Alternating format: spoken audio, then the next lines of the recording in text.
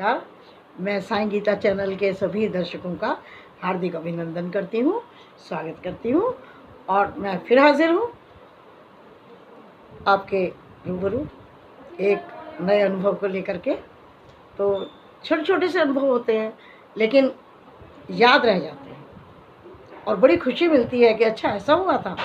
तो मैंने आपको पहले भी बताया था कि जब भी मैं शिरडी जाती हूँ तो पारायण कक्ष में हमेशा 1-2 पाठ पढ़कर आती हूँ। तो एक बार हम 7-8 लोग गए थे शिरडी और हम ये सोचकर गए थे कि इस बार का पारायण हम शिरडी से ही शुरू करेंगे। तो हम बुक्स नहीं ले गए थे, हमने कहा शिरडी से ही ले लेंगे। तो उस समय मैंने दिल्ली लोधी रोड से पता किया, यहाँ बुक नहीं मिली और मैंने उनसे पूछा कि बुक भाई क्यों नहीं है? तो बोले जी शिरडी से ही नहीं आ रही। मैंने कहा ऐसे कैसे हो सकता है कि शिरडी में बुक ना हो? बोले नहीं मैडम, बहुत ज़्यादा दिल्ली में और सब जगह हिंदी की पुस्तकें बहुत ज़्यादा प्रकाशित करनी पड़ रही हैं क्योंकि बहुत पारायण शुरू हो गए हैं, तो वहाँ पर अब किताबें नहीं हैं। मुझे यकीन नहीं हुआ कि शिरडी में और साईं सच्चरित्र ना मिले, कैसे हो सकता है? तो हम 7-8 लोग चले गए, हमने कहा वहीं से ख़रीद लेंगे। तो वास्तव में साथियों ऐसा ही था कि वहाँ बुक स्टॉल में ना मंदिर के अंदर वाली में ना बाहर कहीं कोई हिंदी की पुस्तक नहीं थी। अब हम तो संकल्प लेकर गए थे कि हमें शिरडी से ही अपना पारायण शुरू करना है। अब क्या करते? मैंने क्या किया, पारायण कक्ष में गई और वहाँ पर तो हिंदी की पुस्तकें थी। तो आप सभी जानते हैं कि वहाँ पुस्तक पढ़ के वापस रखनी होती है, उसको बाहर नहीं ला सकते। लेकिन मेरी मजबूरी थी। मैंने कहा बाबा ये चोरी हो जाएगी अगर मैं इसको बिना किसी को बताए ले जाऊँ, और बैग में डालकर ले नहीं जा सकती, मैं ले जाना नहीं चाहिए।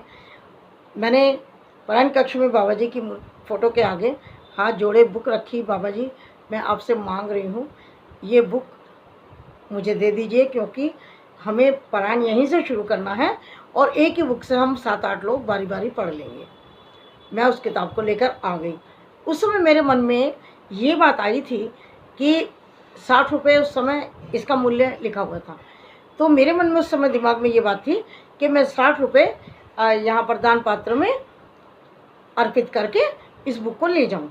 लेकिन पता नहीं कैसे मेरे मतलब दिमाग से उतर गई वो बात, मन में थी लेकिन जल्दी में आ गई बाहर, क्योंकि मैं अकेली पढ़ती हूँ वहाँ जाके, बाकी सब लोग बाहर होते हैं। तो मैंने कहा काफ़ी देर से वो लोग वेट कर रहे होंगे, मैं चली गई, भूल गई। अब वहाँ जा कर के भक्तों जो चमत्कार क्या हुआ कि वो जो मेरे साथ के लोग थे सब घूमने चले गए, हम 2 ही लोग बैठे हुए थे गुरु स्थान पर।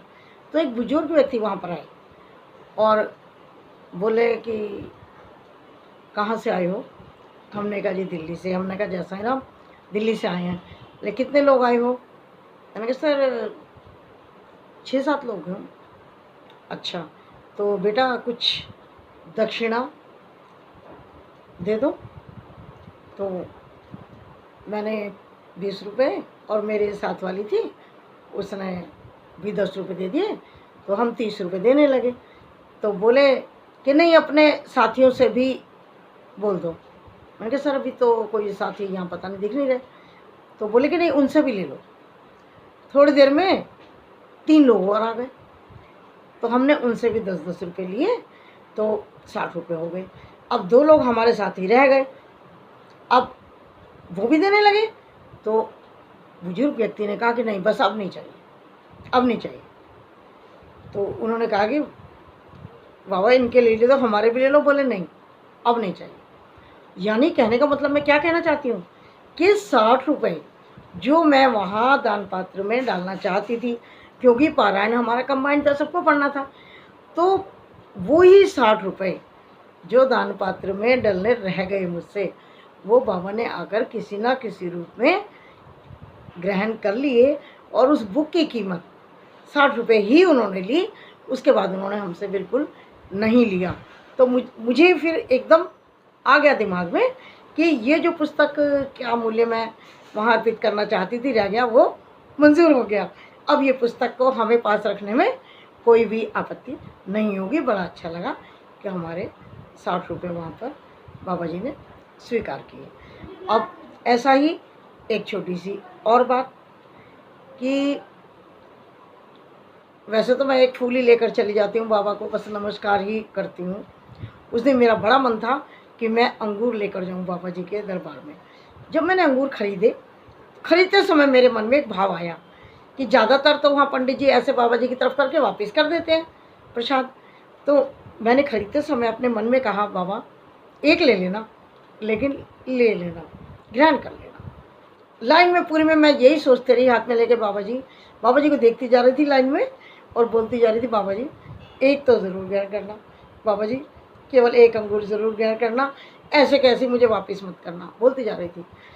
और आप यकीन नहीं करेंगे, जब मैं बिल्कुल पास पहुंची, पंडित जी ने मुझसे लिया, उन्होंने उसमें से पूरा एक गुच्छा निकाल करके बाबा जी के चरणों में रख दिया।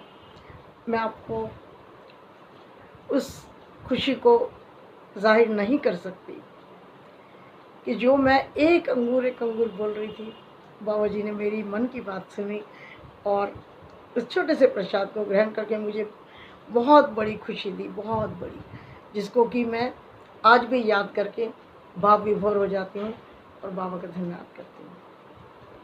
तो भक्तों, ऐसे ऐसे बहुत चमत्कार हैं, भरा पड़ा है साईं भक्तों का जीवन चमत्कारों से। आप भी ध्यान रखिए, आपके साथ भी होते होंगे, बस थोड़ा सा देखने की और समझने की बात होती है। आशा आपको ये अनुभव मेरे अच्छे लगे होंगे, तो कमेंट तो आप करेंगे ही।